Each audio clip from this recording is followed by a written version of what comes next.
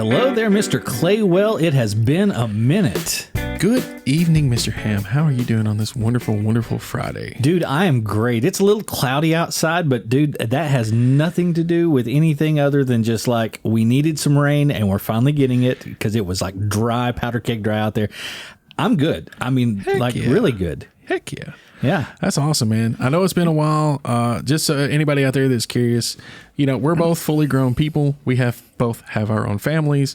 You had a trip. You had a vacation. You had a trip.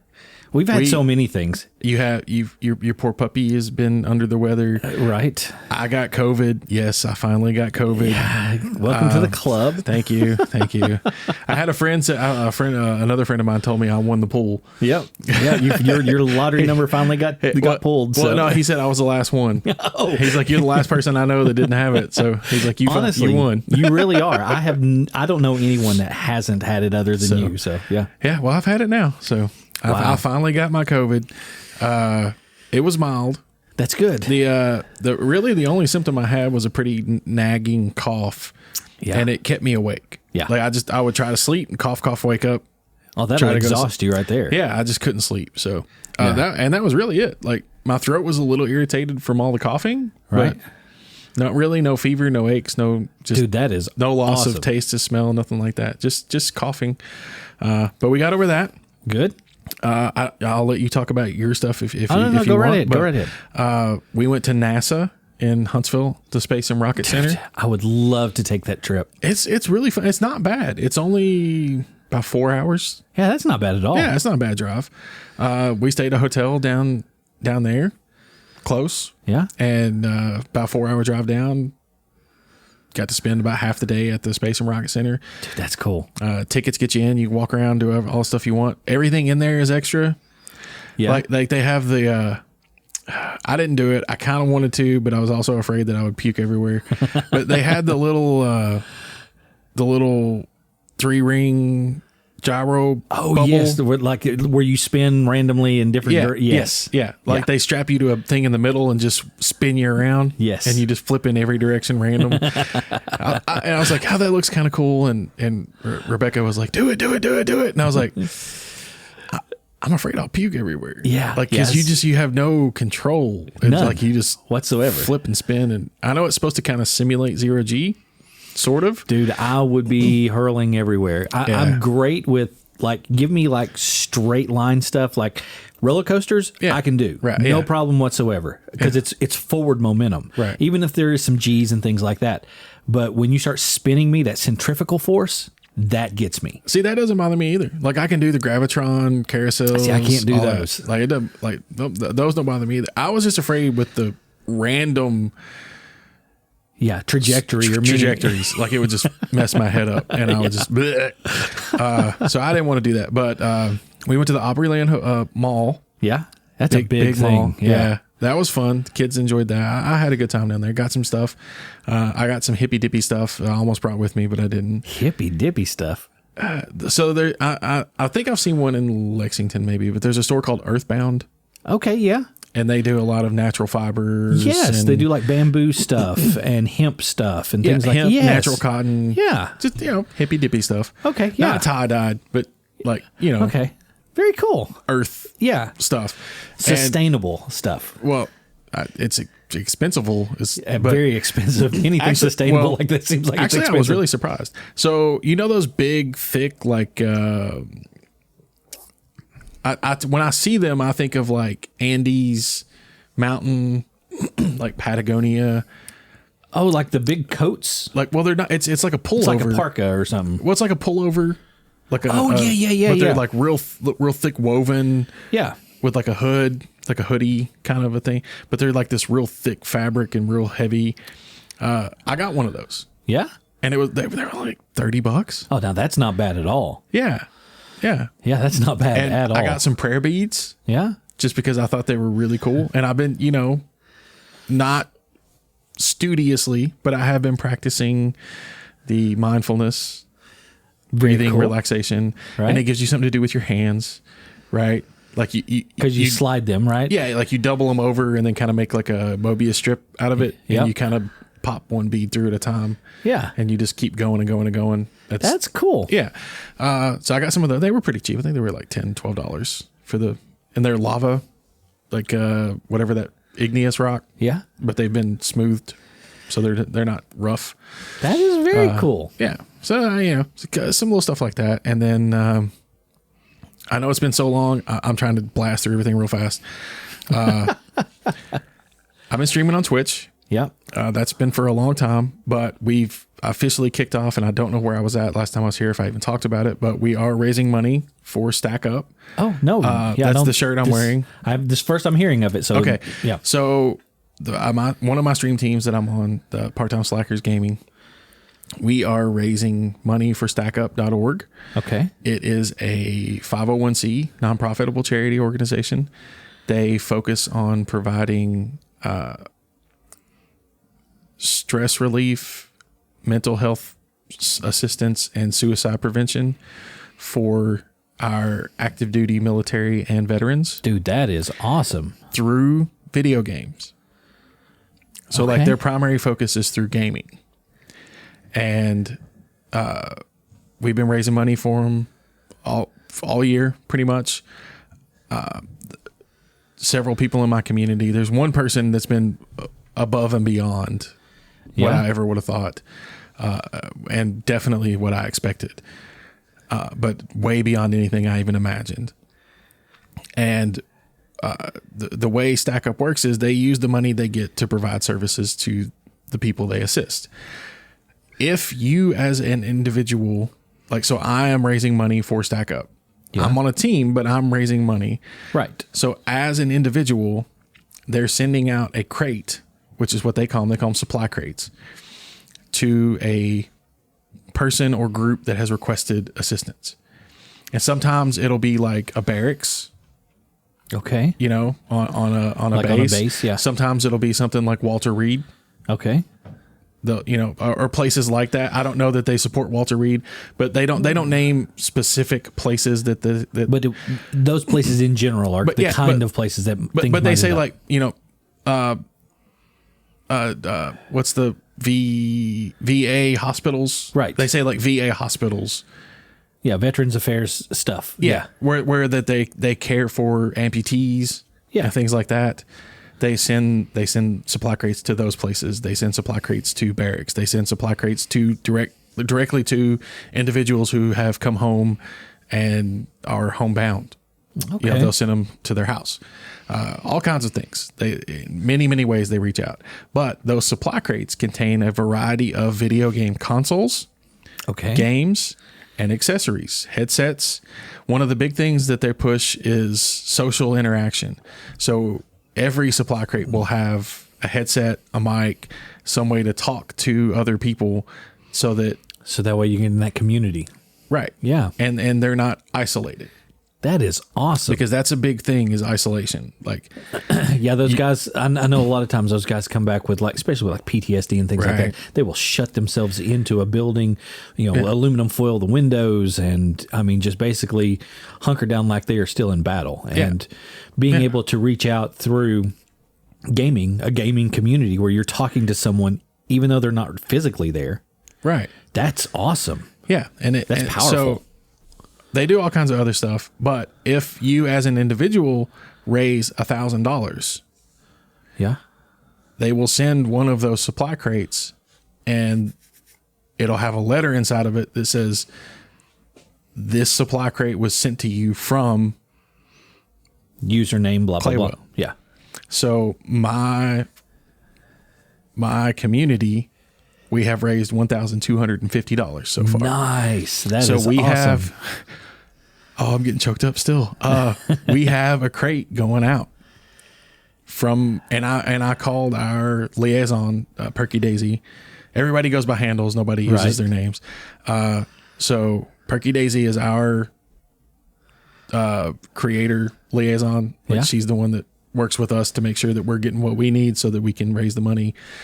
And I made sure to talk to her, and the one coming out from our community doesn't say this crate was sponsored by Claywell. Yeah. It says this crate was sponsored by the community of Claywell. Oh, nice. So that way everybody's involved. Right. Excellent. Because I didn't do anything. Like everybody that was out there supporting they're the ones that actually what made it happen. Exactly. Yeah. That's awesome, dude. Yeah. So I was really like, I expected to raise maybe $200 by the end of the year. And you've already over 1,000. And we're already over 1,000. And that is awesome. Yeah. Now, yeah, I know you and I were talking on the phone a couple of weeks ago. Is this the same one that you were talking about where you were doing the warhead thing? Yeah. Okay. So I remember we talked about that, and you were talking about eating a warhead after every $5 or something like that. Yeah. And you ate a lot. Yeah. Are you still eating them? Yes. Yeah. I've got 100. I'm just now barely under half. So I've got 120 left to go. Oh my gosh. Yeah. The total was 250. So have you acquired a taste for them yet? No, they're still awful. I hate them. I absolutely hate them. I despise them. They're disgusting. Oh, goodness. Like the other night, I was opening the wrapper for one, and my mouth just started watering so hard, I choked. I was going to say, was it that involuntary gag reflex? Yes. Like, No, like my mouth was watering so much, I was like, like I literally just choked on spit. Wow. Yeah, it's terrible. But yeah, so for every $5 that's donated, a minimum of a $5 donation gets you entered in for $5 or multiples of $5 gets you a ticket. Right. Every $25, we take the previous 5 tickets, put those names, draw, and you get a game. You get a Steam game. You're all choked up about getting games. Oh, my goodness. Yeah. Sorry. So that's awesome. You get a Steam game. Yeah. If you donate at $10 or multiples of $10, you get a ticket. So if you donate $10, you get 2 tickets for the game giveaway, and you get 1 ticket for a painting. Okay, cool. Every $100, we're giving away a painting, an original on-canvas acrylic painting. Nice. My wife, Rebecca, is painting those. Yeah. We've already had several games and paintings claimed and sent out.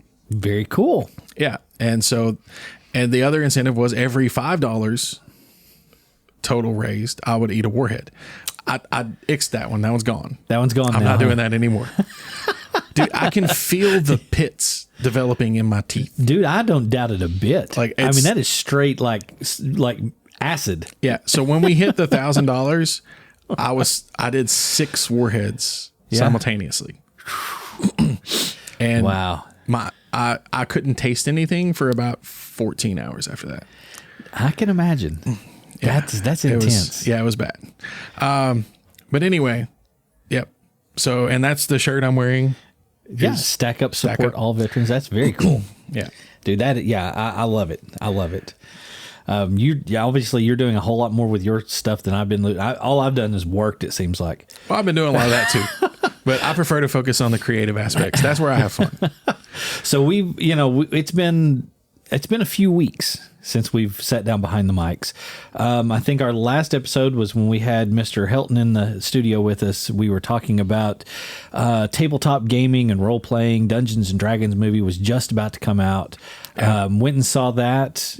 Good film. Was a fun film to watch. Not necessarily something that I had to sit down and really think a whole lot about, but there were a lot of Easter eggs and fun things for people that play D&D, but it was still like, so my wife and my little girl loved the movie, and my kid doesn't know anything about Dungeons and Dragons. She just knew that it was an awesome story and it was a lot of fun to watch. Well, she didn't know she should be upset because a druid cannot wild shape into an owlbear. Yeah, I know. But you know what? The first thing that I always say in that is house rules trump everything in the books. So and they made their own house rules on that one.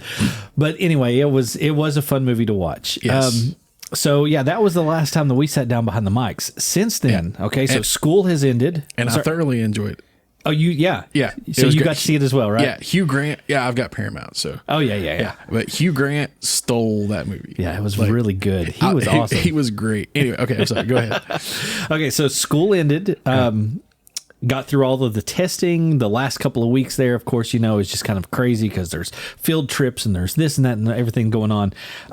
Actually went over to Wolf Creek Dam, and I had been like over there, like we used to ride the motorcycles over there. Yeah. We'd stop and get the ice cream at the little shop and stuff. But I had never like done the tour over there. And I actually got to go through and see like all of the internal workings of the dam, like where they're so doing the dam, electrical stuff. not the fish hatchery. We done both. Oh, okay. So like the first half of the morning tour was the dam itself and getting to see how all of that works. And dude, it's phenomenal. The whole thing, of course, built in the late 40s, early 50s. So it looks like something straight out of a James Bond film.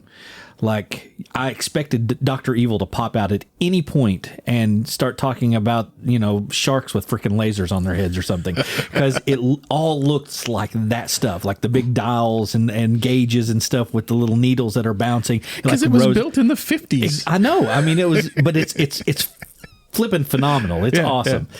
So then after that, we went over to the hatchery and they show a little video about the different types of fish that they work with. And of course they only deal with trout over there. That's all they do. Yeah. And so they showed the video. Then we actually had this like hands-on little thing where one of the rangers there got a snake, and they were like, all right, we'll tell you about some of the venomous snakes that you might find in Kentucky, because the little nature center has everything in it. It has not just the fish, but it has, turtles and skunks and I mean, just all kinds of stuff. And they had a couple of snakes there, and they were talking about, because summer's getting ready to come up, we know the difference between, venomous versus non-venomous and, all this. So, talked about that. And then we actually went out and saw where they were hatching the fish from the eggs. And then they would start as the little bitty things, and they go, they grow. And then outside where you can actually see what they call the raceways, where the big things are. That was cool because we got to go out and feed fish at that point. It was pretty flippin' phenomenal. And I mean, seeing some of these trout that were monsters. I mean, we're talking like 2 foot. They're huge. Wow. I thought they released them before they got that big. They've got one tank that's just for display. So they just keep some, there. But I mean, the whole outfit, like literally the power grid could completely go down and all the hatchery would still be going because everything is gravity fed from the lake. So all of the water pressure and stuff like that, keeping the water flowing, and, trout need that cold running water, that would just keep going. So it's pretty awesome that it's like self-sustaining. Nice. Yeah. So that was a pretty cool little thing to see. Then I was approached at the end of the year by administration and they asked if I would switch grade levels again. But it's awesome. So I have been teaching 3rd grade math and social studies. Right. So next year we'll be teaching 4th grade social studies and writing. So I get to go back to social studies being the core of what I do, and then doing the writing as well. So I'm super, super stoked about moving to that. So because I love social studies, I love history. So to put it in math terms, would you say that writing greater than math? I would say definitely writing greater than math. I enjoyed the math, but it was felt like I was learning every day because I was learning with the kids, pretty much. So, I've done all of that. Then of course, as soon as school let out, it was pools. That's what I've been doing. I've been opening pools, maintaining pools. Actually had one bust. There was a pool that I had worked on last year when we put water back, brought it back up to level. I mean, we knew that there was a spot that was very, very questionable. There was a rust spot, and it burst. Like I was there that morning about 9 o'clock. At 3 o'clock that evening, I was sent pictures of what used to be a pool. It moved their deck about 4 inches whenever it busted. 15,000 gallons of water going at one time. Oof. Yeah, it was massive. It bent like the steel uprights on the pool. Oh, yeah. It buckled them, like turned them into horseshoes. It was crazy the Jeez. amount of force behind that. So anyway, they now have a brand new pool. They had people come in and put in a new pool, so everything's good to go there. So I've been doing all of that. Went and seen Dead and Company last week in Cincinnati, Riverbend. Took the wife and the kid. We went up there for just the night. Got rained on, but we took ponchos, so we stayed dry. It was just everybody around us was soaking wet, and you get a bunch of wet hippies, and you know how that is. Smell like wet dog. Kind of. Probably the first time some of them had seen water in a while. So, but the show was awesome. Like I said, we got to hang out there. We got great parking, like literally. Oh, nice. Yeah, like we were in lot A, front row. So you literally walk across the VIP lot, which was very, very small, and our vehicle was sitting like right there. So we were at our hotel by within just a few minutes after the show was over. So it was awesome. Really, really good. So anyway, got to see that, hang out there at Riverbend for a while. And then I've got this upcoming week, I'm heading to Colorado for the 3 shows out there at Boulder. So yeah, a lot going on. Me and the kid have spent like every free moment, it seems like, at the water park over here. Summer Splash, I got season passes for her, she and I.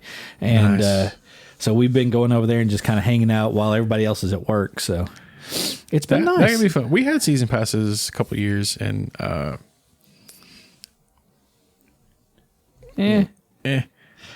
Well, the younger daughter won't go anywhere near the part in the middle. Oh, with the big bucket and all. Yeah, yeah. None of that because of that bucket. Yes, she also won't ride any of the slides. And then I got on one of the slides and had to inchworm my way entire the way down because no water. It's I don't know. It wouldn't. I mean, there was water, but I would just go like. Oh, that's not cool. I was like, well, this is fun. My kid is all about all of that. She doesn't like the big bucket thing much because she doesn't like the big splash, but she times it between splashes. So she knows that when it goes, she can hit the slides that's up there around that twice before it does it again. So she'll go hit a slide real quick, run back around, get the slide again, and then she stands back and watches. And the bucket goes again, and then she does it again. So nice. And then nice. A bunch of the kids from her class, they must have season passes there as well. A few of the kids that I had last year. I think everybody around here does just about. It seems like they do because I've seen so many of the kids from school, and then of course she has friends from school there. Seems like every time we go. So I tell you, the most fun I had was when we did the Dollywood season passes, man. Oh yeah. Now I love. We only got to go a couple of times though because ours hit right around COVID. So I want to say I bought ours and then COVID hit and we only got to use them once or twice. I canceled ours that year. Did you? Yeah, I refunded them. Yeah. They let me refund them because I was like, man, y'all are closed. That's not right. Yeah. And they were like, oh, okay, we'll refund them. I think the reason that they didn't let us is because we had already been. We'd already used our passes. We hadn't used them yet. So yeah, I mean, but but the water coasters they have down there. Oh, that would be fun. Oh, you haven't ridden them? I've not been. I haven't been to their water park since we went 10 years ago, 15 years ago. Oh my gosh. Yeah. So they got these little inflatables that you sit in. You do 4 people in one. Yeah. Up to 4 people in one, and it'll It jets you, doesn't it? Well, the big hill, you're on a rubber conveyor belt, right, to get up the big hill at the first. But yeah, after that, anytime you got to go up, it just shoots water jets behind you and pushes you up with the water jets. Yeah. Dude, they are so fun. I'm going to have to go down there and try that out. That sounds awesome. And there's a few of them. But yeah, they're really, really fun. Yeah, it's a lot. I enjoyed it. Very cool. Very cool. Yeah. So yeah, that's pretty much what life has been handing out to at least on my end, and it sounds like your end is pretty awesome though. That whole stack up thing is awesome, dude. It's been a lot of fun. I've been humbled and I've been on the verge of tears. I'm so grateful to everything. I'm growing. My community is growing. I'm getting more people all the time hanging out, and it's humbling. That's awesome, dude. To experience. Like I do it for fun. So it's, very some cool. people do it, try to make money. I mean, it's nice that you can make a little extra money. I'm not going to lie. Right. But I do it just to hang out and have fun. And to me, like there's 3 or 4 people that show up pretty much every time I stream. Doesn't matter what game I'm playing. They'll hang out. They'll talk to me. Dude, that's awesome. And that's what's fun. When you're interacting with people like that, that's the fun part. Oh yeah. Yeah, that is very cool. So yeah, we've got all of this stuff that's happened with like Stack Up and all of that, and then we've got this craziness that's happening. I think you and I were talking a little bit beforehand about social media and all of this kind of stuff that's happening that's crazy. So tell me about, okay, what is going on with Twitch specifically? Because since you are doing this Stack Up thing, I mean, obviously, we were talking a little bit about it, but I'm kind of in the dark. I have worked my tail off the last few weeks, so I am out of the loop on everything, completely unplugged. Okay, so from my perspective, it just kind of seems like the entire internet social media landscape is just rapidly deteriorating. So a major earthquake on that landscape, huh? On the entire landscape. Yeah, not just Twitch. And I'll name off all of it in a second. But we'll start with Twitch because that's the nearest and dearest to me because it impacts me directly. So Twitch has recently made some policy changes to their contracts that they use for affiliates and their partners. Okay. And you did make affiliate. Correct. Yes, I'm an affiliate, and that's Twitch's terminology that they use. So you can stream on Twitch and be nothing. You're just a streamer, right? If you have proven that you can gather an audience, which is basically what they're looking for, can you make us money? Right. So if you can gather an audience of a moderate, and I won't even say moderate, of a meek size, right? You can become an affiliate. You said it was like 20 or 25 or something like that. You have to have 75 followers, but you have to average 3 viewers for the length of your streams. Okay. So 3 viewers is not big. That's not huge, but that's huge. I mean, it's if you can prove that you can reliably gather at least a few an people. Audience, they will put you into affiliate status. And then once you're an affiliate, people can subscribe to your channel, which that means they can directly contribute to you financially. Okay. You get some extra perks. Like I have emotes that my chat can use that are my emotes. That's for my community. You have to pay me to get those emotes. Like you have to subscribe to my channel. That's how you get those emotes. And you get some other stuff, but that's basically how you start getting money from streaming. Okay. Then they have their partners, which is people that can do up to 75 average viewers. There's other requirements as well. Like you have a partner has to stream more hours every month and more days every month. An affiliate doesn't have to stream very often or very long. Okay. But a partner has to have 75 average viewers and more time and more days. Basically, dedicating a little more time and a larger audience to them. Yeah, pretty much if you're a partner, this is your job. Right. Like this is what you do for a living. Okay. So, I mean, like I personally know streamers that have 300 subscribers that only average like 30 viewers. Okay, that makes sense. Some people go, "Ooh, I like this guy." Click subscribe, but not. Well, now subscribe is not like YouTube. Subscribe is give money. Okay, so not subscribe. So I like this guy, so I like their channel or whatever. Yeah, but that's what I'm saying. Like they have 300 people that pay them every month, but they still only average like 30 views. Okay. So I mean, you see what I'm saying? Like there can be a pretty big discrepancy between how many people pay you versus what your average watch hours is. Okay. Right. So if you're getting 75 viewers, you got to figure you're probably getting somewhere on the order of about 800 people paying you. Oh, dang. Yeah. You know what I mean? So if you're a partner, that's your job. Yeah. Right. So anyway, Twitch recently just basically said, yeah, all of our agreements that we've had, wad them up, throw them away. We're redoing the contracts. And no, you don't get a say. So now that's not cool. Well, but what are you going to do? I mean, really, exactly. You're relying on them for the platform. So really, what can you do? And that's the problem with these platforms. Yeah. The people generating the content have no power. Yeah. Really, to speak of. Other than, okay, I'm pulling all of my stuff, and if there enough people do that, then you start getting there's a vacuum there. But then you've lost that. You've lost your income, but they've also lost their income. So. Right, but I'm just saying you have no power without harming yourself. Exactly. So that was what Twitch did. They basically cut the percentages that they were giving to the content creators. Okay. And in some cases, fairly significantly. So some of their top earners had a 70-30 revenue split. So that the content creator got 70% and Twitch kept 30. Okay. And now they're given that 70-30 split for the first $100,000. But anything above that is a 50-50 split. Huh. So that's a bigger chunk of the change right there. Yeah. So for their bigger streamers, that's a significant pay cut. Yeah. Effectively. Yeah. It's 20% pay cut. Well, above the 100,000. So it's not a full 20%, but yes, effectively. Yeah. Yeah. And it is only for people that make over $100,000. So, I mean, True. you know, but if you're in six figures, but I mean, still. You can live fairly comfortably in six figures. Yes. But I'm just saying that's a big pay cut to just drop on somebody. That's true. That is very true. Like no matter where you work, if your employer just comes in and goes, yeah, from now on, everything you make above this, we're keeping 20% more. That would be terrible. Suck, right?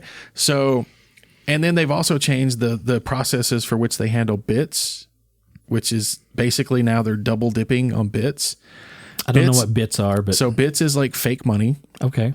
So if I go to Amazon, I can buy bits from Amazon, and they cost a little bit more than a penny a piece for me to buy them.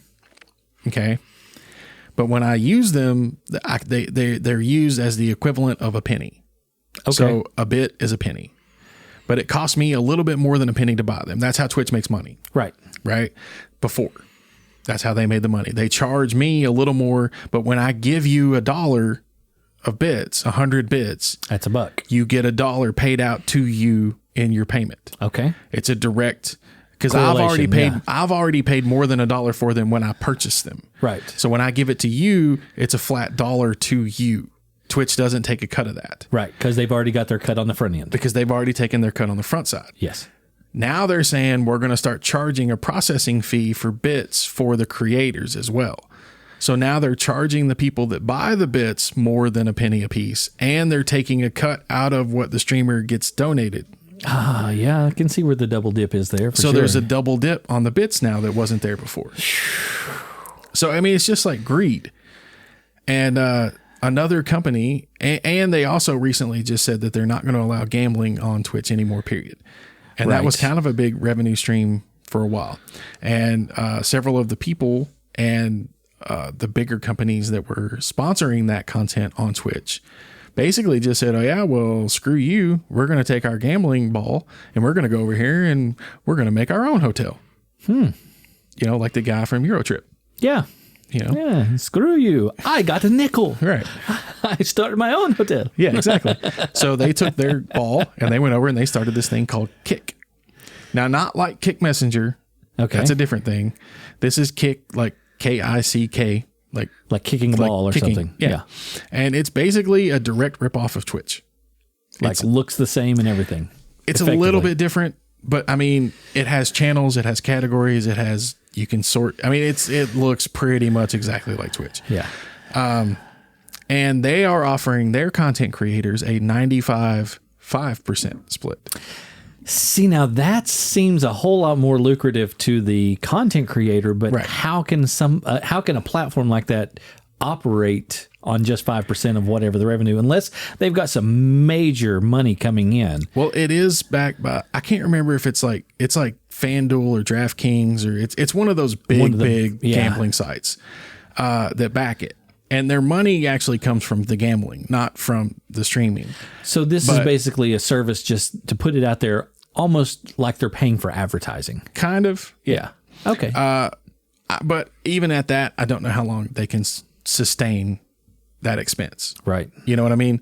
Like bandwidth costs money. Oh, yeah. And when you're running video, that uses a lot of bandwidth. Yeah. And when you've got a bunch of people jumping out of Twitch to your platform, that's a whole lot of data. I see very quickly that they're probably going to have to renegotiate those contracts. Yeah. Because I just don't see that being sustainable for them. But that's the big deal. Like Twitch is all of a sudden, like every company, all of these companies, what it boils down to is all of these companies, sorry, I didn't mean to cut you off, but all of these companies during COVID had a boom. Oh, yeah, because everyone is at home and they're all sitting there on their phone or they're sitting on the computer doing nothing other than just consuming. Facebook, Amazon, anything that wasn't brick and mortar, actually. Zoom, all all these places. Look, and now you see all these talking about all these people laying off, right? Facebook laid off 10,000 engineers and then another 15,000 engineers, and Microsoft laid off 11,000 people, and all these layoffs. That's because there's no boom anymore. No, it's actually kind of it's I don't want to say recession, but it is receding some. Right. And so the fastest way to calm Wall Street down, no, we're not going to lose any money. Look, we're not going to lose any money. You know how? We're slashing payroll. Yeah. That's the fastest thing you can do. That's the quickest thing, to take care of overhead. And so that's what's going on. All of these companies are looking for, they had this huge boom. All of them. Twitch had a huge boom during COVID. Yeah. Like all of these companies did. And now COVID is over. The economy is slumping a little bit. And all of these companies are struggling to find ways to prove that they are still profitable. And they are still profitable. They just may not be as profitable as they were whenever COVID was huge. You are correct. I misspoke. They are struggling to find ways to prove that they will be more profitable. Yeah. Either remain or grow. Because because in our capitalistic society, you can't just have profit. No, it has to be an upward trend. You have to have perpetual growth in profit. Yeah. You always have to have more money than you made last year. Yeah, and that's the thing with the capitalist society, especially the one that we live in, is the word enough doesn't exist. Right, and that's what infuriates me. Yeah, that truly is one of the things that infuriates me. Like you get these companies that Wall Street just flat out obliterates. Yep. Because they didn't make, not that they weren't profitable. No, they weren't profitable over what they did last year. But they didn't make more money than they did the year before. That's broken. Yeah, and then Wall Street just destroys the company, tanks its stock value, and it goes out of business. Yep. Not because it wasn't profitable, but because it wasn't more profitable. That's what kills me. And so, but you see this trend, and it's not just Twitch. Twitch is the one that most directly impacts me in a real way. Right. But I mean, you name, it's like social apocalypse out there right now. Right. You name one of these online gathering places for people. Yeah. Facebook, Instagram, TikTok, Twitter, Reddit.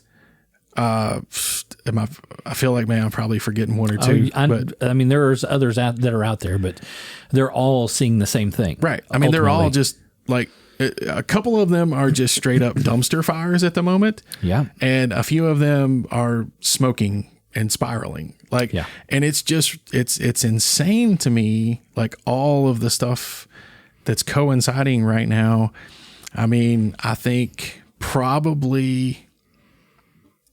the earliest kind of signs of trouble may have been when the government tried to force the sale of TikTok. I remember that, yeah. And now it's getting more amped. So now there are actually states that have tried that are in the process of trying to ban. Yes. Yes. And that some of them have already passed the legislation, but now it's being challenged because they're saying it's unconstitutional for the government to tell them what they can, Yep. The government can't tell me what I can say or not say. Well, that's kind of First ladies Amendment. and gentlemen, is the First Amendment. The government telling you that you can't say something on TikTok, that is the First Amendment. What is not the First Amendment is Walmart telling you that you have to put on pants or leave the store. That has nothing to do with the First Amendment because Walmart is not the government of the United States.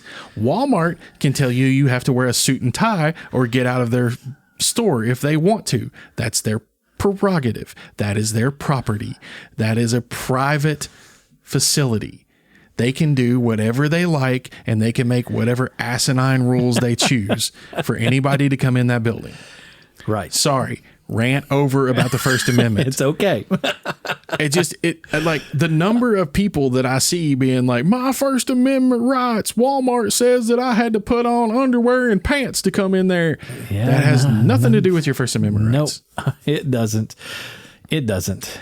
But yeah, I mean, like all these places, and I think TikTok was the first one that kind of signaled that there was something coming. I know even before that, Facebook had the whole 2016 election. Yeah. Did they interfere with the election? Did they not interfere with the election? I'm not choosing sides. I'm just saying that was a big question. Right. I know what I believe. I want to say probably at that point, that's when we started seeing cracks in the mirror. Because like you say, that was the first real. That's the first time that we stopped and they really questioned how much influence does this have over a general population, and what narrative can we spin, and what can we push forward. And like you say, with the whole banning of TikTok type thing, it's all a control measure. And I'm not saying that because I'm saying that they want to make sure, and I know that the logic on one side is, yes, it's a Chinese-owned company, and they're thinking, okay, we could possibly be, having data that's being mined from us like crazy. But the thing is it's happening already. I mean, it's done. It's there. Okay, here is my problem with that argument. That the Chinese might be mining our data from TikTok. But the thing is we have literally handed our data over through Google and Facebook. And Facebook has already mined our data and been caught doing it. Was it you and I on this show? Were we not talking about the whole GeoCities thing where it was pinging people where their location was, so that way as you're walking through the mall and you come up on like Abercrombie and Fitch, you get the ad for. They already are doing that. Right. It's already there. Yes, I mean, but that's exactly what I'm saying. Like TikTok is this Chinese company that may be mining our data. Okay, sure, they may be doing it. Facebook has already done it. They have already mined our data. They have already sold it to Cambridge Analytica. Yep. They have already done it. They've been caught doing it. It was illegal and nothing happened to them. No. But yet the government is trying to shut down an app because it might spy on us. Yeah. That's my problem with it. Yeah. Like, how about go after the company that's actually been caught doing it? Yeah. Like, if you're wanting to protect our privacy, how about go after the right one? Like, okay, let's just scrap social media for just a second. You want to protect our privacy? Why not go after the credit bureaus? Yeah, absolutely. Look what happened with Equifax. Well, I was going to say either that, or how many times, like, I've seen this thing where they like these companies will have like bad debt even, and they'll sell it off to other companies. That's literally selling your data. Even if it is a debt, they're selling your data so that they can possibly mine that back from you. I mean, it's all so corrupt from the top to the bottom. Oh yeah, it totally is. But I mean, but I'm just like Equifax is the largest private personal information data breach in the history of the United States. You're right. And the thing is, if you use TikTok, you have chosen to go on the App Store or the Google Play Store, find the app, download it, install it, create an account, and interact with the app. Yeah. I don't ever remember going to the App Store and downloading Equifax, or I don't remember going to a bank and signing a deal to negotiate with Equifax, or I don't remember ever applying for a partnership with Equifax, or, I think they just kind of stole all of my data from the start. I don't think I ever agreed to it at any point. And then they screwed up and lost it. And then they tried to sell me a credit card service for their mistake. Huh. But yeah. Let's go after TikTok because they're evil. Yeah. What? Anyway. So yeah, Facebook 2016, Right. TikTok over the last 2020, and then over the last I'm going to say 2020 and on, because that's about whenever all that started. And yeah, we've got some major issues there. Yeah, and those are the light ones. So right? Yeah, you're right. Twitch and Facebook and TikTok. Those are significant issues, but those are the small fry potatoes in this hellscape that is the current social media. So let's talk about a couple of the behemoths. Okay, yeah. Which one? Okay, so let's start with Twitter. Okay, because that one is the dumpster fire. That's not a dumpster fire. That is an entire landfill burning. Pretty much. That's that town in Pennsylvania that's been burning since like 1953. That's the one. That's Twitter. That's right it. Now. Yeah. Yes. Yeah. Yeah. Yeah. I you know what I keep seeing in my mind though is that big cancerous looking cloud that was over Palestine, Ohio, East Palestine, Ohio, after the train derailment a couple months ago. Yeah. Yeah. That's the smoke that's coming off of Twitter. Yeah. So Elon Musk buys this company. Okay. After let's just parse that a little bit. I was going to say this is okay. Yeah. Go. Yeah. Okay. So he did finally. It took a while, but initially he was already under sanctions from the SEC, the Securities and Exchange Commission, about making tweets that were affecting stock prices. Right. And he was supposed to have had all of his tweets vetted by what's that weird word? Abud something. I don't know. It's like a cop kind of ombudsman. Yeah, I don't know. What all of his stuff was supposed to be vetted by an ombudsman before he was allowed to post it on Twitter. So basically, obviously he check never did your that. stuff. Well, before it gets out there. Another person was supposed to check it, right, to make sure that he wasn't doing something that was going to mess up the stock market again. And he didn't. Think about this. Think about just for a second. Just take a second and think about the amount of weight that this person has. Oh yeah, that can affect the stock market with a tweet. Yeah. Oh my gosh.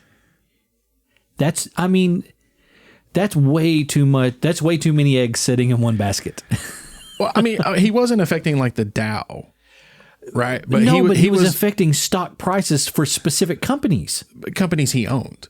Exactly. But tell me how that's not against the rules. It is against the rules. That's why he was under sanctions from the SEC.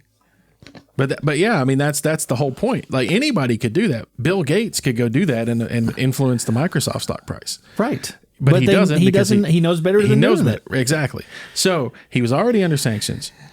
Then he went and broke further SEC regulations by secretly buying up shares of Twitter. Yeah. And once you acquire, and I'm not a guru, okay, I'm not a financial dude, I don't know all the numbers, but there's a percentage that once you buy a certain percent of stock of a publicly traded company, you have to disclose that you are the person that is buying all of that stock. Right. Yeah. He failed to do that. Yeah. He continued to buy stock after exceeding that threshold without notifying anyone. Then he basically shows up at Twitter and says, I own 10% of your company. You have to put me on the board. Yeah. Then he gets in on the board, jokingly tweets out that he'll give them $420 or $420. 420 was the number. Okay. 5420 or 44. The whole thing was it's Elon. Ha ha ha. I'm going to make a pot joke. Yeah. Right. So it was like 5420 or 4420 or something 420 a share. Okay. That he was going to buy the whole company. Right. The thing is, at the time, the stock of Twitter was only valued at so if it was $44.20, I don't know what the price was, but if it was $44.20, the stock was only valued at like $37. Right. So he was offering them $5 more a share than what it was worth before he started messing with it. Right. So of course, that instantly inflates. Instantly, the stock price goes up because all the investors know that Elon's going to buy it. I'm getting ready to buy all this for $5 a share more than what it worth right now, you know? So there he goes again, interfering with the stock market. Yeah. Finally, then he tries to back out. No, I was just joking. I didn't want to do it. No. You guys have too many bots on the platform, blah, blah, blah, blah, blah. I don't know. There's so many fake accounts. Right. There's blah, blah, blah, blah. Yeah, right. I remember all that. And the court says, no. You're doing it. Yeah, you bit this apple. You're going to have to chew on it now. Yeah. So he winds up having to buy the company for $44 billion with a B dollars. The current valuation of Twitter by third-party people that do that kind of thing, namely the banks that loaned him the money to buy the company, the current estimated value of Twitter is $13 billion. So he's only lost 27 billion? 44 to 13, whatever that is. Yeah, okay. So I don't know the math, but yeah, whatever that math works out to, like 20. That's 31 billion. Yeah. Or 20. Yeah. I don't know. Yeah, it's a bunch. Of value. Right? Yeah. And why? What's wrong with Twitter? Well, Twitter has always been, since its creation by Ev Williams, was one of the founders, a strong proponent for free speech. Right. They have also had a history of censoring more violent speech, racism, overt sexism. Not all of it. Like it has to be pretty bad, even in the past. It had to be pretty bad to get Twitter to actually remove that content. Okay. But it is at the point now where it is not just allowing speech. They are actively censoring people advocating for equal rights, for trans rights, for more equality. Like they're actively banning journalists who have negative opinions about Twitter or Elon Musk personally. Well, it's his company. He can run it into the ground if he wants, right? Well, I'm just here is the scary part to me though, right? It's not that they're censoring other people. It's that not only that, they are at the same time actively promoting hate, racism, sexual so it's become harassment. It's become one of these echo chambers that we've talked about before. I mean, it's become Elon using it as a bully pulpit to bully whoever he doesn't like. But now, I also recall that there was a mass exodus from Twitter whenever he took over, and all of the upheaval about, we're going to have to start charging and blah, blah, blah, blah, all that kind of stuff. Right. So all of that happened, and I remember there was massive amount of people that left Twitter. I was never, like, I had a Twitter account, but I never used it. Yeah. But I do recall that happened. So the people that are left on that platform, the ones that currently are using it, do they know? I mean, is it? Have they actively chosen? Yes, this is what I want. Some of them, yeah. I mean, some people are still there because that's the only place that they have a connection to certain other people. Right. So, like, if I don't know you personally, and the only way we ever talk is on Twitter, that's my only connection to you. Right. So, like, I may keep my Twitter account because that's the only way I have to communicate with you. And there are people that are that way, but a lot of people, they know that, okay, sweet. We can bash black people now. We can find all the people on here that are trans and start telling them they need to go kill themselves and that they're an abomination to life and that white supremacy. We can start promoting white supremacy. And because Elon actively shared on his own account quotes from some Nazi general. Really? Like not like a current no KKK member or I don't neo-Nazi. mean no. We're talking one of the legit SS troopers or Himmler or one of those guys. Like, I mean, it was one of the big Nazis. Why Elon, dude. But no, because he agrees with the sentiment. But that's the thing. How does someone like that get where they are? He's from South Africa. I don't care. He grew up he's white. But I'm saying, you're asking, he didn't get there. That's where he's lived his entire life. He grew up in South Africa during apartheid. He's white. His family is rich. It's not that he's become that person. He's always been that person. I'm not talking about where does he get mentally where he is. How does he get how do people like him get in the position that they're in? Because they hide it.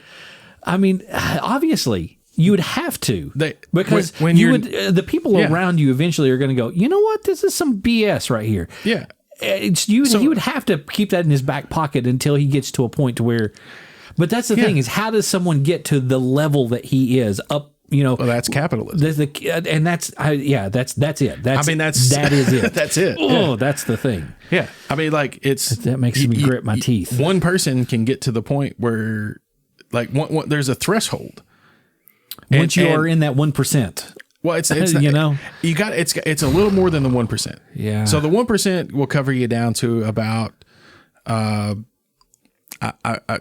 it's been a while since I looked at the numbers. It's somewhere around the low 100 million.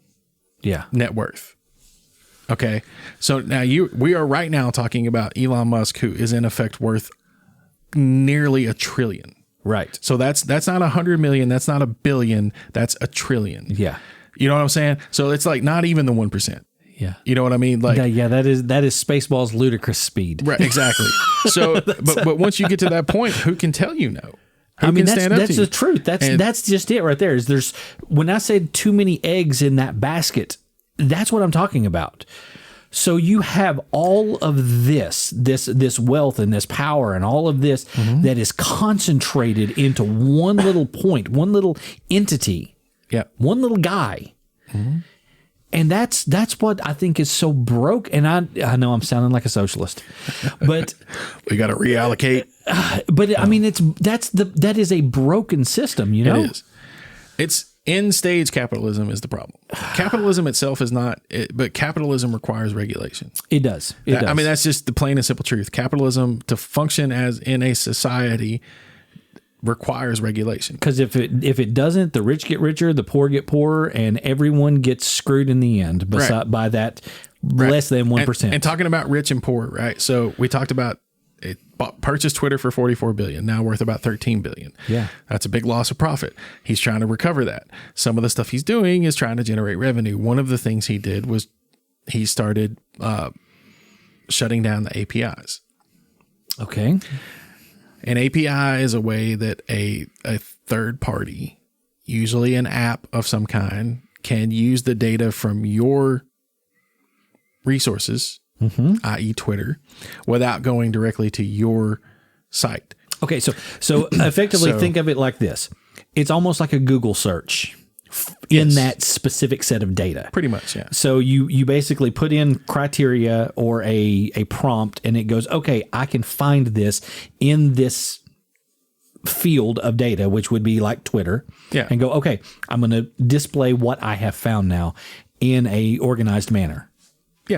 Yeah. And so that's, I mean, so he started shutting down the APIs. Well, a lot of people never went to Twitter's website and never used the official Twitter app. They would use Tapbots or TweetDeck or any number of there's lots of other apps. third-party apps. Yeah. Well, Elon basically shut all of those down because those companies sold their products, right? You had to buy TweetDeck. You had to pay for Tapbots. You had to these companies were not paying Twitter to use that data. They were basically saying, this data is out here on the net. It doesn't cost anything for anybody else to go on there and look at it. Why should it cost anything for my app to go and look at it? Right. And so that's what they would do. They would scrape the data out of Twitter, serve it to you in their own wrapper, which was often better than what you get from the stock Twitter experience. Right. Often had far less ads. It was often more relevant to what you were searching for. Yeah. And the UI itself was just cleaner and more appealing. Okay. So Elon killed all that. So now you have to use the Twitter app or the Twitter webpage. Like you can't use a third-party app anymore. I used to use a bot that when I would start streaming on Twitch, it would automatically tweet that I was live on Twitch now. Come watch me. Yeah. Can't do that anymore. So you would actually physically have to go to Twitter, create a caption and go, hey, I am live right now. Yeah. And send it out there. Yes. Like used to, I could just go into my thing, hit start streaming. And it automatically did it. A tweet would go out. But now I have to go to Twitter, type it out, hit enter, send the tweet. Seems like it just made it more cumbersome. Well, yeah. And it's just, and he's turning the whole site into like a haven for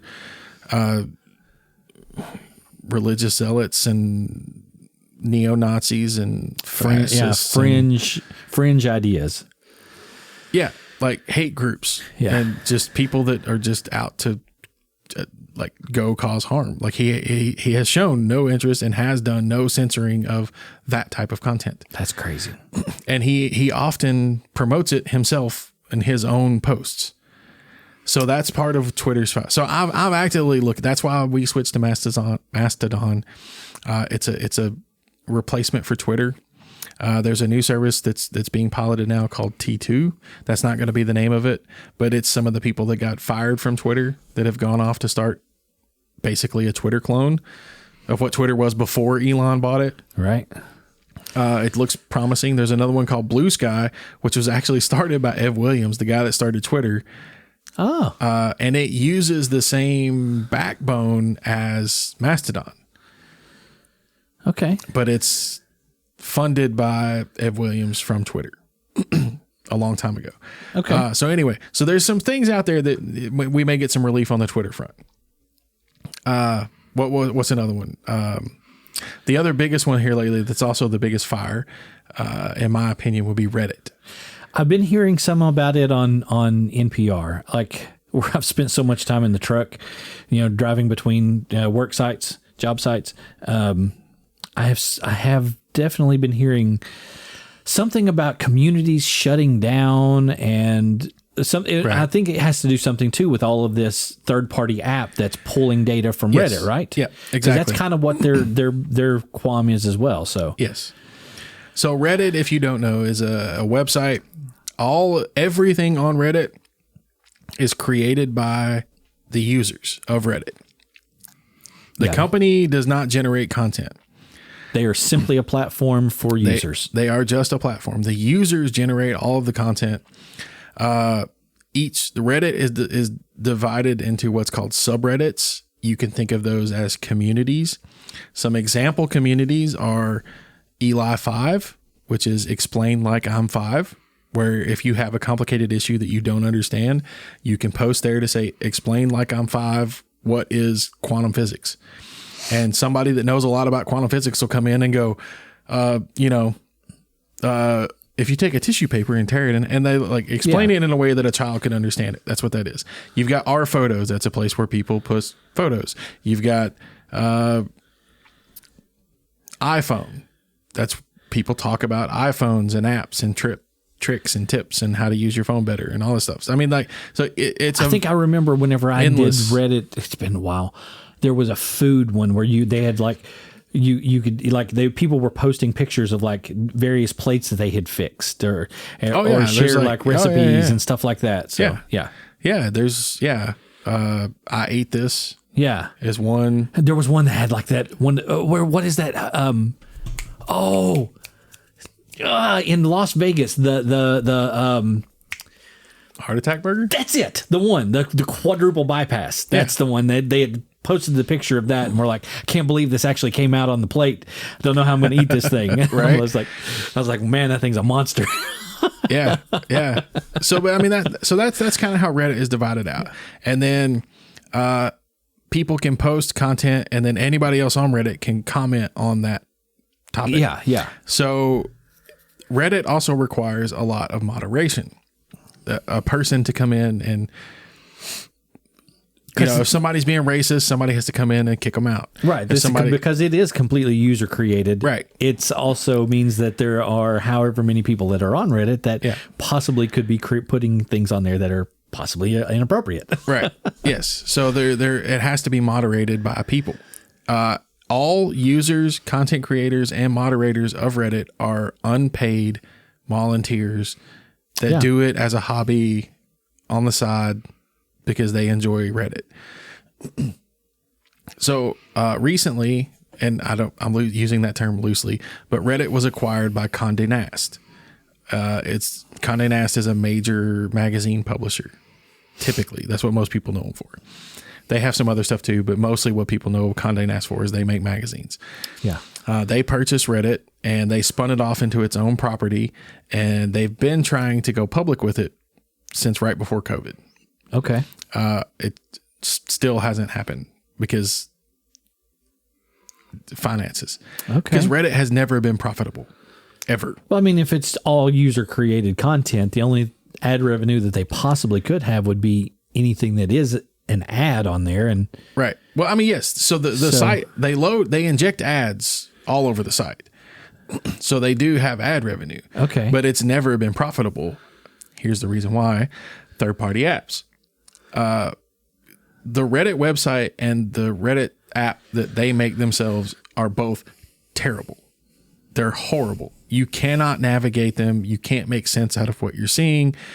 Nothing works like you think it should. It's just a pitiful experience to try to use. However, some people, notably, if you've heard anything about Reddit lately, you've probably heard the name Christian Selig. Christian designed an app called Apollo. It's a fantastic app for Apple devices.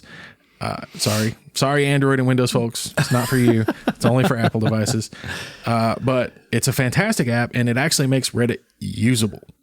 Okay. And dare I say, enjoyable. Okay.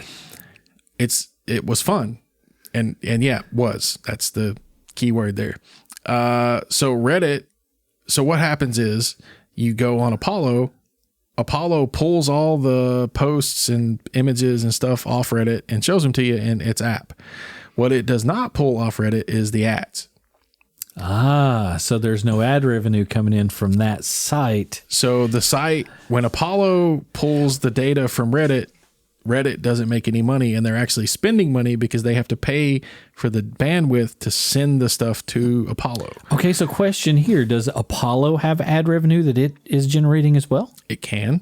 I'm not saying Apollo does, but it can. Okay. So you can build your app to run ads, and then the ad revenue goes to you. Right. Yes. You can also sell your app, and then people pay for your app, and they pay you for your app, not Reddit. Right. So it is mining data then. Yes. Okay. And Reddit has a right to protect their profit. You're right. And nobody is arguing that. No. But they've gone to the extreme to make it ridiculous. And here's where you may have heard of Christian Selig. Reddit called him. Christian is the guy that wrote Apollo. He maintains it himself. It's one person that makes this app that's used by millions of people. Okay. Reddit called him and said, look, you're going to have to start paying us for using our data. And Christian was like, well, that makes sense. Yeah. I make money on this app, and you guys are out for the expense for the data and the hosting and all that. So, I mean, I understand you can't lose money. Right. So how much is it going to cost me? What's the cost for the API calls to cover? Is it like 1/100th of 1 cent per whatever, blah, blah, blah, blah? No. Well, so now when you say those numbers and I tell you the actual numbers, you're going to be a little shocked. It's 24 cents per 5,000 calls. 24 cents per 5,000. Okay. Yeah. You think that sounds reasonable, right? Sure. Why not? Yeah. So Christian sat down and did the math up and looked at how many people used Apollo and looked at their usage reports and did a quick back of the napkin mathematics and roughed out that that rate would cost him roughly $20 million a year. Which is just completely out of the picture. How much? Okay. Right. That's a lot of ad revenue that he needs to come up with.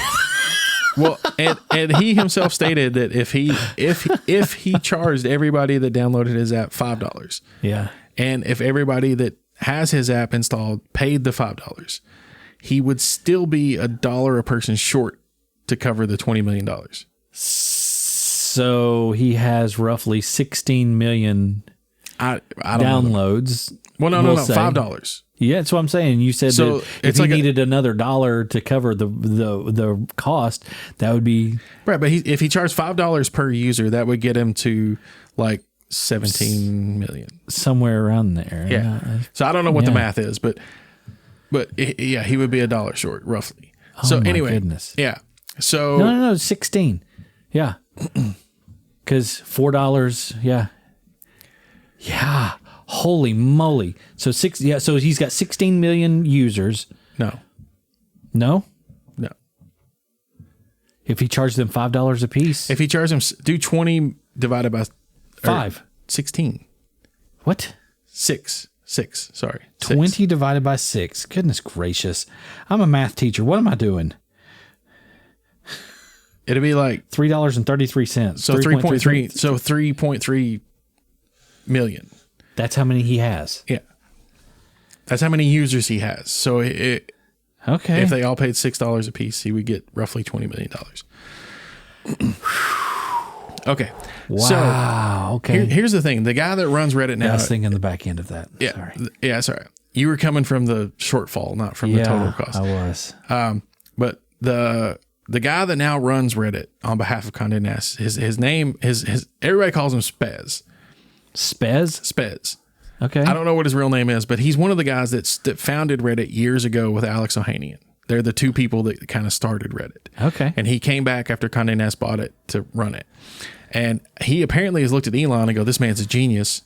We need to emulate everything he's doing with Twitter. Go get the gasoline. Find a dumpster. Let's put this in here and get it on fire. And I mean, literally everything.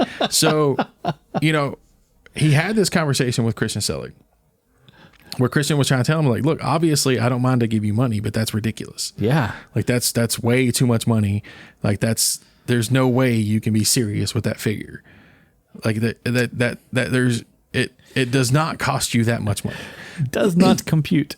Yeah. And, then the guy Spez tried to go on interviews on like Business Insider and Wall Street Journal and tell him like, oh yeah, Christian Selig's making up all this stuff and he's lying and he's saying we told him $20 million a year. Please and tell that's me that the Christian guy just held up the little napkin and showed him the math and goes, here it is. It's right here on the napkin. He did better than the napkin. Christian lives in Canada because he's Canadian. Canada is a single party state. Okay. Which means only one party of a conversation needs to give consent in order for a conversation to be recorded. Aha. So he said, well, that's funny. Here's the conversation of me talking to Spez. You can listen and see what he said. Oh. And all the news reporters went, Spez? What he says is right. You're flat out lying to us. And Spez was like, yeah, whatever. See ya. Click. So yeah. But I mean, that's what I'm saying when like he just tried to bully it. Like, oh yeah. That's the thing with these guys with power, with money. They think that they can just tell you anything and you're going to believe it because if they say it loud enough and they've got enough dollar bills behind them, anybody, they can say anything. Yeah. But fortunately, Christian had the wherewithal to record the conversation and then provide that to the reporters, and now they know that no, he was being accurate. Like he pleaded, he begged, he tried to work with Spez, and Spez was like, no, that's the best we can do. And then Spez went around on the news and was like, no, Christian was coming out with this ridiculous lowball number and there's no way. And he's lying. I never said that price that would make it $20 million a year. That's so far-fetched. We would never do that. That's absolutely insane. Until you suddenly get the recording, go, oh yeah, well, here it is. Yeah, here it is. Here's you on tape admitting that that's the lowest price you can manage and he was just going to have to pay it or tough. Yeah. And so like all these third-party apps are now shut down. Okay, so I was going to say, so what was the fallout from all of that then? Riff, Apollo, a lot of the big apps, well, not yet. As of June 30th, they will no longer be provided. Okay. Like all those apps will go away. One of the more immediate things that's happened is because this is for API calls in general, not just for apps. And a lot of the moderation that occurs on Reddit is done by bots. Okay. Because people set up a bot and Reddit is not one big thing. It's a bunch of little things. Right. So right, it's bricks in a wall. It's all communities. Right. So every community has their own rules, their own guidelines, their own tolerances, and their own enforcers, Right. their own moderators. So these moderators, again, I will state it again. The tools provided to people by Reddit are garbage. Right. That's why people use other tools. Reddit is not just saying app APIs. They're saying all APIs. This includes the APIs that the bots that the moderators require to run the site. Reddit is saying you have to pay for those calls as well. Okay, so now wouldn't that immediately though cripple Reddit? Oh, it did. All of these sites that use the bots and the tools and this stuff, they're like, we do this for free. We're not going to pay you for the privilege to make you money. Right. So 300, something like 80% of the top 500 communities shut down. They were just like, bye. So what's the alternative there? There is none. There used to be a site called Dig years ago, and Dig had a very similar problem to what is now happening at Reddit and a very similar outcome. Dig doesn't exist anymore. Wow. Reddit is soon to go the way of Dig if they don't rapidly change these policies, and it may already be too late to win the communities back because several of the communities have abandoned ship completely. They have decided that they're going to start hosting their own content somewhere else, but it won't be anything like Reddit. Yeah. Like, I mean, they'll have content in a community, but it will, the site that whatever they're doing is not going to be like Reddit at all. Right. And that's probably a good thing too. So, but I mean, that's so, there's Reddit. So you got Reddit, you got Twitter, you got, years ago Facebook, you got TikTok. What else?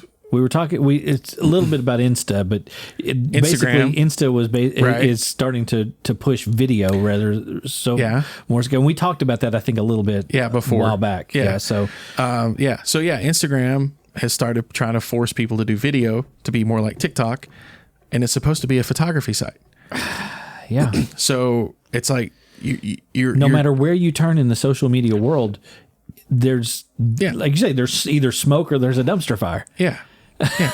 And it just, I'm doing my best to find alternatives. Like I've got a request in for Blue Sky. I haven't been approved yet. I just got my approval on T2. We've got the Mastodon. I'm using PixelFed instead of Instagram these days. Yeah. It's like a Mastodon, but it's dedicated only for photography. Yeah. So it's it's that Instagram kind of a world. And one thing I do like about these platforms, especially these platforms that I'm listing, they use a protocol called ActivityPub. Okay. And it's a protocol. That's like saying they use the internet or they use something else. It's not owned by anyone. Okay. So it's just an entity that's out there. Well, it's just a set of, it's like saying NTSC for your television. Right. It's just, that's the protocol. Yeah. NTSC defines how the signal has to be structured and broadcast so that the TV can play it. For the TV. Yeah. Right. Yeah. Nobody owns NTSC. Right. So nobody owns ActivityPub. It's just a definition of how the communication needs to occur. And Mastodon, PixelFed, Blue Sky, they all are adopting ActivityPub. Now, why does that matter? Well, Twitter is owned by Twitter. Right. Their algorithm is owned by Twitter. You cannot post a tweet on Twitter and have it show up anywhere else. Right. It's only on Twitter. ActivityPub is a communication protocol. So I am on a Mastodon server that's hosted by Twit, which is a podcast studio that I enjoy listening to. If you're old enough and you ever watched a TV channel back in the day called Tech TV, the older guy on there, Leo Laporte. Yeah. Twit, when he left Tech TV, he started this company, Twit. He has been doing technology-based podcasts for the last 18 years. Wow, that's awesome. Yeah. And he hosts his own Mastodon server and has for years. Like ActivityPub's been around for a while. It's not new. It's being much more widely adopted since everything that's gone on with Twitter, because it's the same kind of deal. It's meant for short form text communication. You can attach some pictures, but it's not really meant for that. Just like Twitter. I mean, it's very Twitter-like. It's more complicated than Twitter. It's more technical than Twitter. It's not as easy to use as Twitter, because Mastodon isn't one thing. It's a bunch of things that talk to each other. Right. So even if I'm on Mastodon, you're on Mastodon, we might not be on the same server. So I can't just at Mr. Ham and find you. Yeah. I have to know what server you're on. So I have to say like at Mr. Ham at Two Minds Podcast, because you're on the Two Minds Podcast server. Right. Right. Well, I'm on the Twit server. So I am at Claywell at Twit. Yeah. You have to have that second at. Yeah. To tell because I have to not only know who you are, but where you are, what server as well. you're on. Right. Yeah. So it makes it a little more confusing. It makes it a little more harder to use, because on Twitter, I can just go on Twitter and at Mr. Ham. And because everybody is on that one server. Exactly. Server. Yeah. So it makes it more simple. Yeah. T2 and Blue Sky both have that simplicity. Yeah. T2, I don't know what they use for sure. Blue Sky is using ActivityPub 100%. They're modifying it, but they're using ActivityPub. Okay. So like if you have a Blue Sky account, it would be like at Claywell at Blue Sky. So and that would be for anyone. Right. I could go on my Twit account, on my Mastodon Twit account, and follow somebody on Blue Sky and see their posts. Like it would come over that I could see their posts.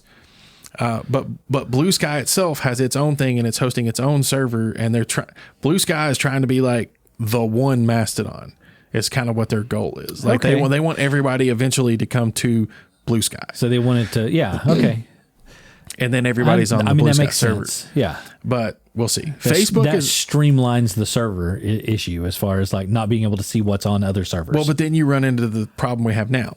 Which is if the company changes something, then you're stuck with what the company decides. Right. That's the problem with it. Facebook is even starting to develop an ActivityPub integration so that they can work with, and all of this ActivityPub stuff is known as the Fediverse. It's the federated universe, because these sites are all federated. They're all independent sites that can communicate freely with each other and update across the platforms. So they're not one thing. It's a federated collection of many things. Right. Which is good, I think, in my opinion. And so I think that's a positive way to go. It keeps one maniacal butthead from ruining the entire internet. Oh, goodness. We've got a lot of those buttheads out there. You know it? Yes. Yes, we do. Wow. But dude, there's yeah. I don't know. I'm hopeful with some of the new technologies I see developing. I haven't lost all hope for everything else, but yeah, I don't know. This has all been going on, and just watching the internet burn down has been surreal. Yeah. Yeah, that's an excellent word. I was trying to come up with what to call it, but yeah, surreal. Like, I mean, you got all these things that like, who would have ever thought Twitter would just vanish? And who would have ever thought, Reddit? Hey, I know who. Just go dark. I know exactly who saw this coming. Oh, yeah? Tom from MySpace. Yeah, he probably did. Poor Tom. He was everybody's friend at one time, dude. He was. Got people begging for my top 8 spaces. Y'all don't know. I got no grill, but I still wear braces. Oh my goodness. But yeah, I mean, surreal is a good word, because it is. It's these things that have become so entrenched in community and the way that we talk to each other, the way that we share information, and they are so massive and so big. You're right. It's surreal that just to see that they're having this many problems. Right. And that's what concerns me, is that like the information sharing and stuff like that you're talking about. Like if you get something happening like what's happening at Twitter, where the guy running things is a racist prick. I mean, let's just be realistic. And so he starts telling the people that write the software, no, you need to start telling everybody that black people are causing all these problems. Who's going to stop him, right? Exactly. And then you've got these people that don't know any better, and they just think, wow, black people are going crazy everywhere. And it's like, no, that guy's lying to you. You know what I mean? People don't. There's a lot of people out there that will not accept that they have been lied to. Oh, I know. And that's a whole nother conversation, but that's like I said, we'll not dive into that one today. So is there anything else that you want to touch on today? I think I'm good, man. Yeah. I think that's about it. Yeah, and then, of course, because it has been all over the news for this entire week, I'm going to go ahead and throw this out there. Tots and pears to the people that went down to see Titanic. Okay, sorry. I was like, kids and fruit? What? Oh, okay, yeah. No, honestly, really, thoughts and prayers for those. And I know I have seen the memes, I have seen the videos and the gouges at this, and it's easy to point a finger and kind of chuckle at someone doing something so crazy. But ultimately, those are people, and they have families, and they had a life here. So I want to say, think about at least those people that they leave behind. Even if they made a poor decision, that doesn't necessarily mean that the people that are feeling the loss. Right. So for me, I felt for the families of the people. Exactly. And I was mocking the people that got on the submarine until I heard that one story that's getting really popular right now. Yeah. The one billionaire's son that was like, I don't want to go on the submarine. I'm scared. I don't want to do this. I don't want to go down there. Please don't make me go down there. And his dad was like, no, get in the damn boat. Like, have you heard? No, I haven't heard that one. So like that must be something too recent. Yeah. It's just come out like late yesterday or today, I think. Yeah. But the kid was dead set, did not he was terrified. Yeah. Please don't make me go down there. I don't want to go in the submarine. I don't want to do this. And his dad made him get in. And his dad made him get in the submarine and go. Ended his life. Yep. I just wanted to go on the record and say, it's a terrible, terrible thing that happened. And I feel for the families, and I feel for the people that were, hurt by this. And please, in the future, read the fine print. If you're going to go to see Titanic, make sure that you're going in something that'll bring you back. Yeah. For sure. But yeah, man. I think that's going to about do it for us. Yeah, I think that's pretty good. So you can find us all over the place. We're in all kinds of places. We're still on Twitter.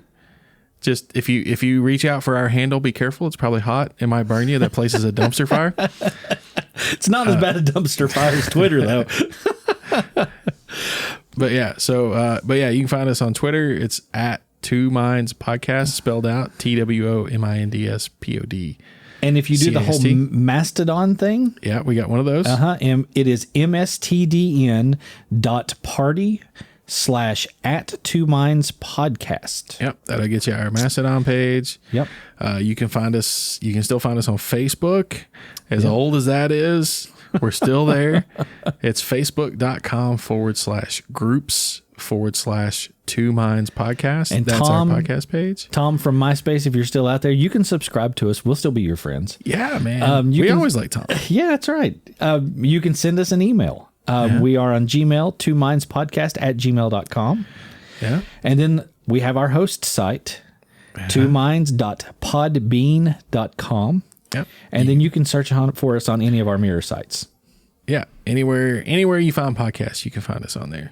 And the Podbean site, our podcast hosting site, Podbean, has all of our old episodes, all 53 of them now. I was going to say, I think this is 53 or 54, right? Yeah. And we'll get this edited and uploaded later. So thank y'all.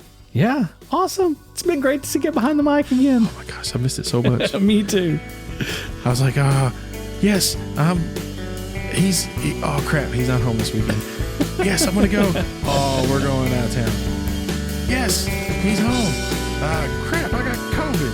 It's like, we're never gonna get the recording.